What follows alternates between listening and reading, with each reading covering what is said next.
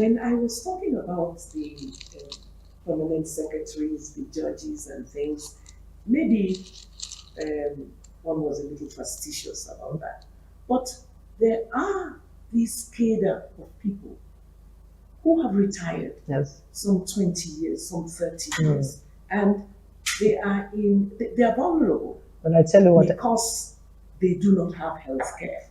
I have talked to a few people, we interviewed some people yes, who were director generals. I understand. But at this point, between 85 and 90, they are lamenting.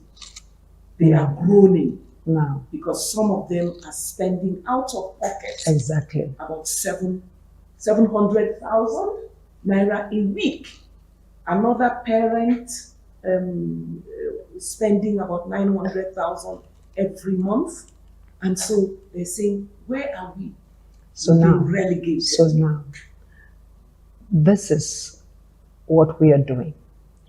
When it comes to health and social care, the care quality assurance and the training and certification of caregivers to make care, the kind of care you are talking about is long-term care. Long-term, yes. Most of those ones do not necessarily need hospitalization. They are home, all they need is management, help with activities of daily living. Some of them can help themselves, they continue to live independently, but some of them cannot at all help themselves. So they need help with hygiene, they need help to feed, they need help anything at all.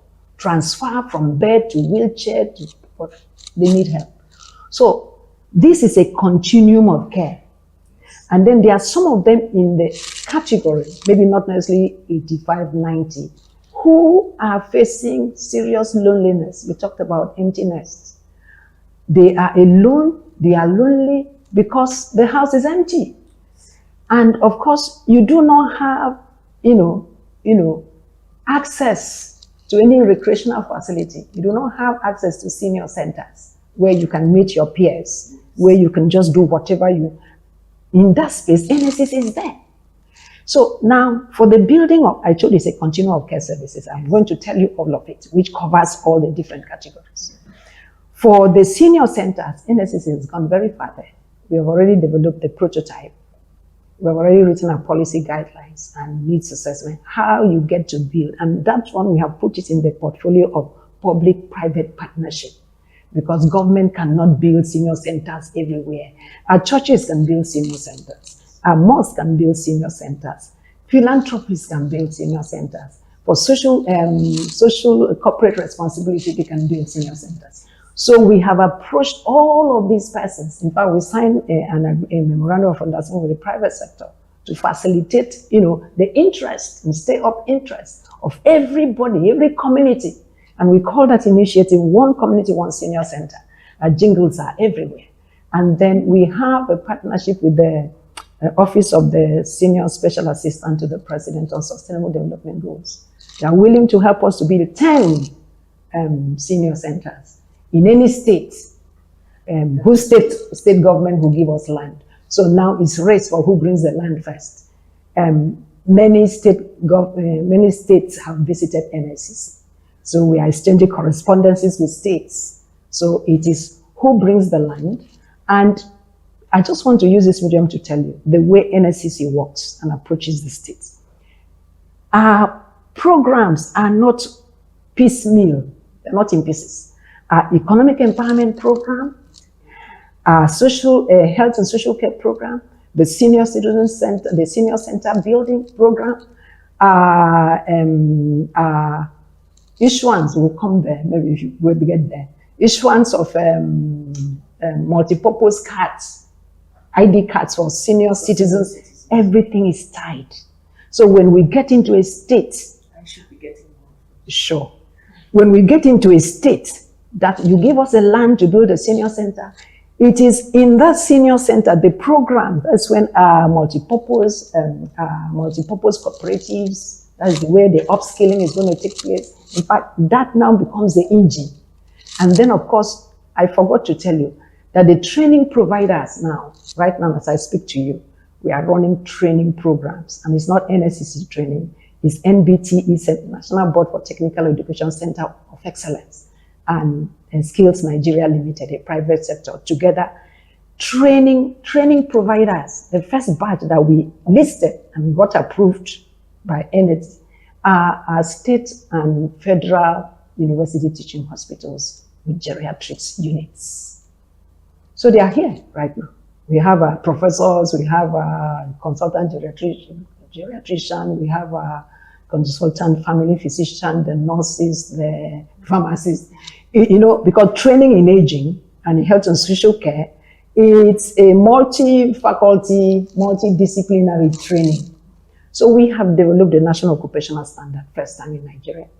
So there is now a benchmark standard for training caregivers. It's not as usual, anybody can care. No. What's the reach of all of these things? I was excited when you talked about the states. Yes. How you have the stakeholders. Yes. And we will be so partnering now, with you to get in touch. Yes, so now the reach for this one is that, of course, we made sure to, it was not entirely in our control, under our control, but it would be the CMD or the state and federal university teaching hospital who will be willing to sponsor their faculty for the training and willing to ensure that they equip their training centers to be accredited as training centers. So far, we listed 23 state and federal teaching universities, and we did this so that we ensure that at least every state will have a training center, because that is going to be the engine for us to produce the caregivers. And we have 5 levels of certification of caregivers for the first time in this country. So everything that it will take to certify a caregiver at whatever level, and whatever it will take to accredit a facility, whether it's residential facility, whether it's a nursing facility, whether it's a senior center, whether it is a respite home, all that we have produced. We have produced the standard operating procedures. We have produced a national benchmark and minimum standards for accrediting. All that is in place. So now what we are doing is now, for you to train as a training provider, members of your team must have the Quality Assurance Assessors certification. This is a Stella global standard. If you do not have internal assessors who hold this certification, then you cannot be accredited to train. So as I speak to you now, they are all there undergoing the training for that certification. To segue, would you speak to us about, you have all these trainings, quality assurance and all that. Does that in any way mitigate the issue of the security of the older person, even with all these caregivers? You see, challenges of older persons are multidimensional. Multidimensional in the sense that economic security is one very, very major challenge. Because, of course, you know that poverty has many corollaries. Nutrition is inside that poverty, lack of nutrition. Even the healthcare, you can't afford healthcare, it's inside there. And then after that, the access to the healthcare itself, even if you had the resources, you were talking about retired permanent secretaries now. Access to the appropriate healthcare that is acceptable to that person. At that stage, that person is, depending on the care plan. Before now, those things were never in place. You know that for a long time, for the years of Nigeria, except removing from 2021 when NSS, there was nothing in place at all. We just had the policy in place. Now there is a national plan of action in place. There's a strategic roadmap in place. Now there is the programming, which one of these you're seeing is a program in care quality assurance under health and social care. It's a programming in multi-purpose cooperative. These are programming in one community, one senior center.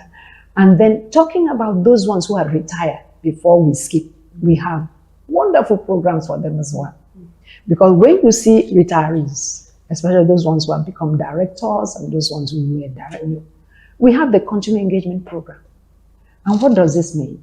We have built a portal, and you will not believe the database that we have. Yes, they can access. So go on to there. We've been advertising.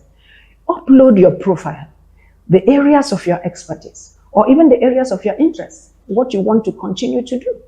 And on that same portal, yes, on that same portal, you also have organizations that are looking for the kind of expertise that you have. So we are matching organizations to older persons and signing off a labor market agreement on their behalf. And then apart from that, online training is going on. And then that online training on retirement, on soft skills, on loneliness, how you can apply yourself. And then you build a community. And then when we now have the breakout groups, these breakout groups are moved from the web onto the WhatsApp platform. So we have a WhatsApp platform for continuing engagement. And I tell you, it's a community there. And then the thing that we are offering them is not just only to match you in the area of interest. We are offering you a network of your peers. So together you can sit down and think. You have brain trust. You carry institutional memory. You have come up with so much experience. What do you want to do with it? So sitting with your peers and discussing, instead of just talking about problems of Nigeria, how can you come together and solve it? So you begin to task yourself.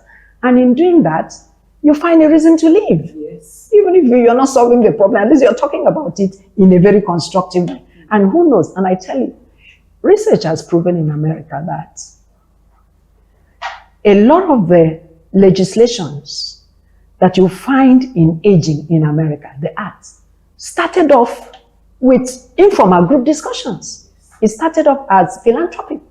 That's how it started. And then the government will see the impact it has made in society, how it's made. And before you know, somebody writes it, drafts it into a bill, and the government signs it into law. So I'm looking at our older people. You have this platform, bring up discussions, task yourselves. How can you become a life coach to your community? Can we develop that into a mega program that can even become a national program? We are tasking them and challenging them every day. Do something. We are here to support you. So to kill loneliness and all that, once the senior centers come into play and the continuing engagement now moves from up to into the centers, depending on what they want to do. No stigma. No stigma at all. In fact, we are gradually wiping out the stigma every time we are rolling out our programs.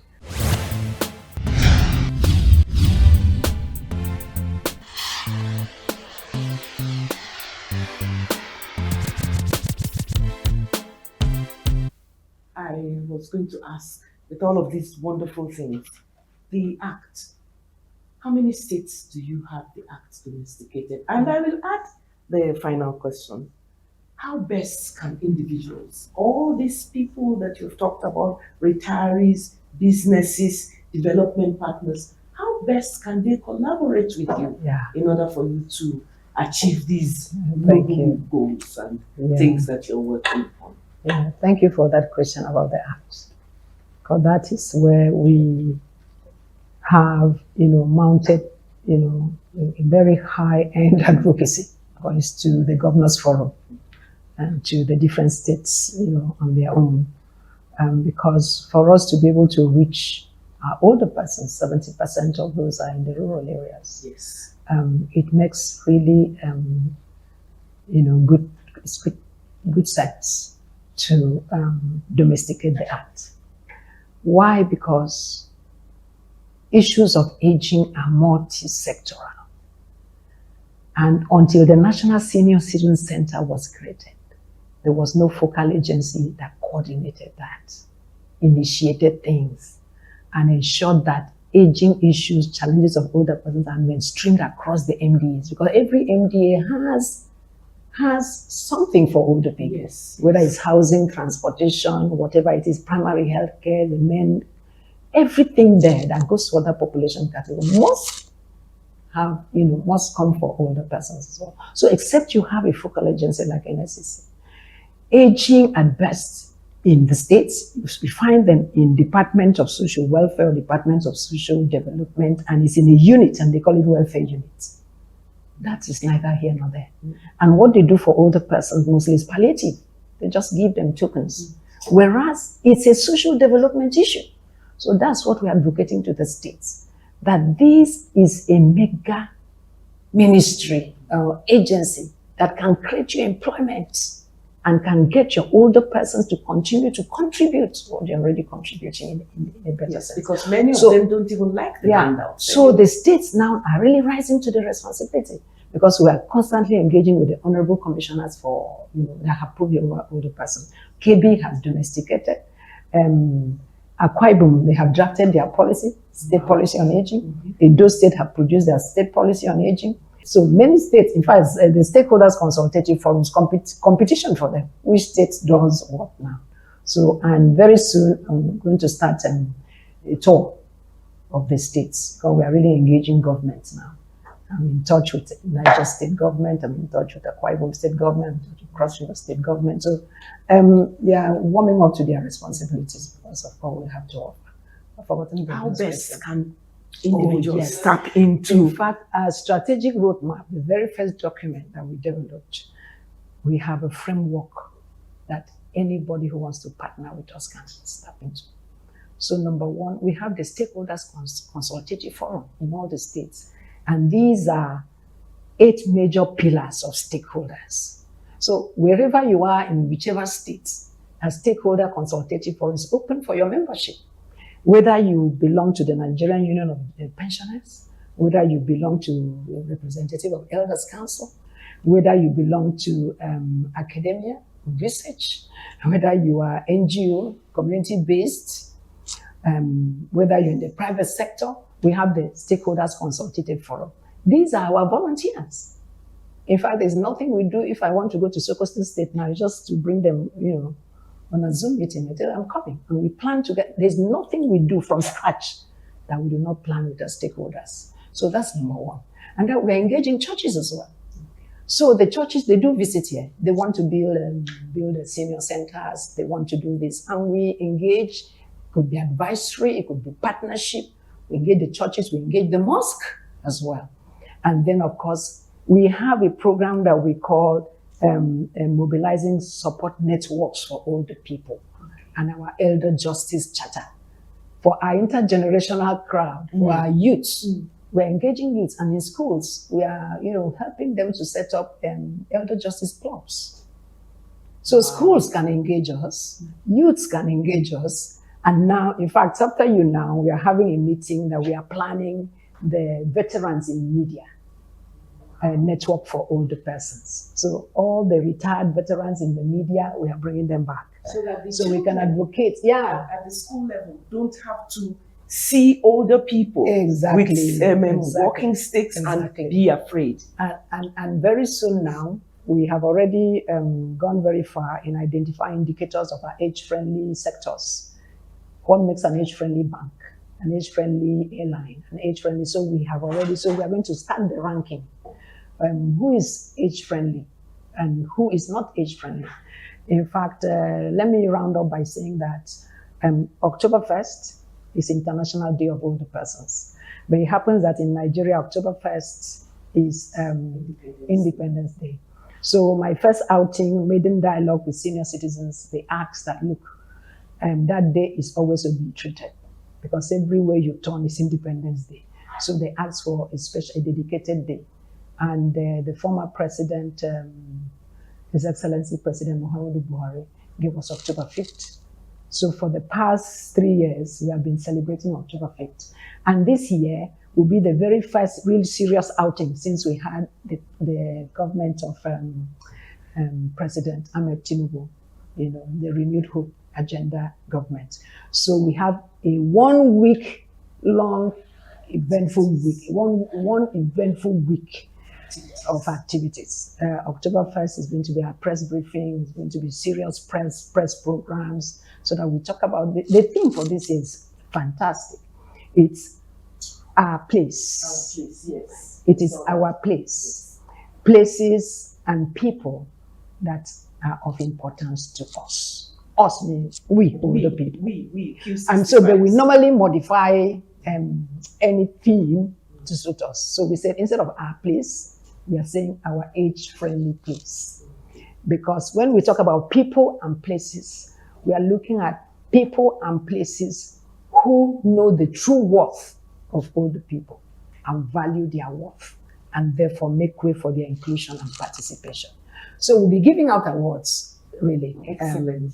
Madam Gigi, And you're invited. go. Thank you. Thank you. We were going to invite ourselves. Okay. Because we really hope to partner with the center.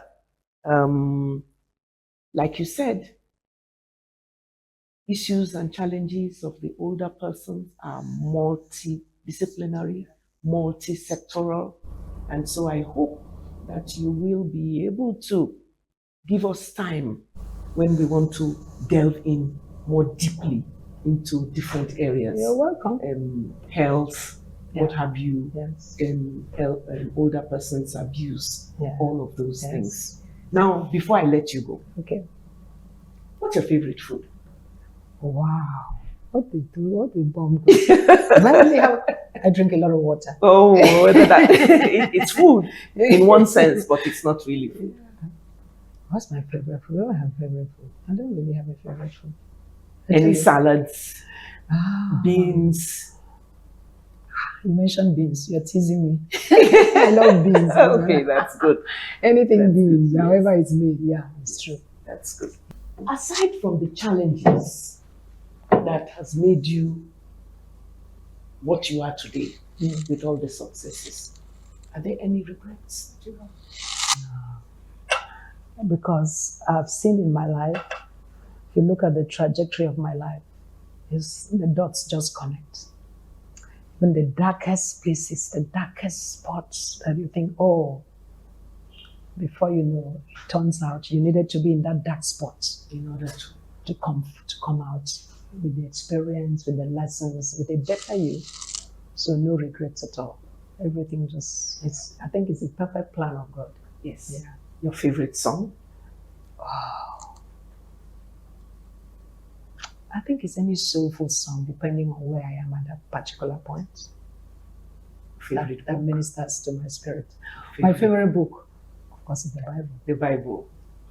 Ask me another favorite book. Another favorite book. My poetry collection. Oh, we would love to see that. Yeah, I write poems. Madam I'm a Gigi. published poet. Ah, Mhm.